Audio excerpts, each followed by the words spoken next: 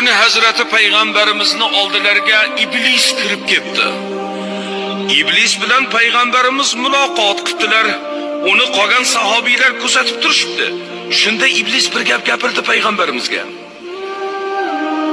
Qayerda tug'ilasan desalar payg'ambarimiz u javob berdi. O'sgan tirnoqlarning ichida dedi. Ikkinchisini aytdi. Harom tuklarning orasida dedi. O'sgan harom tuklarning orasida dedi. Uchinchisini aytdi.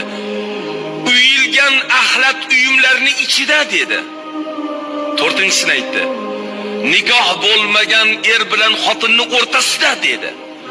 Birodarlar, to'rtta joyda shayton tug'ilib olsa, qiyomatgacha o'lmasa ham badbaxt. Shuning uchun oilada axlat to'plab bo'lmasa ekan. Tirnoqlarini olib yursin, o'ziga orastalikka e'tibor bersin.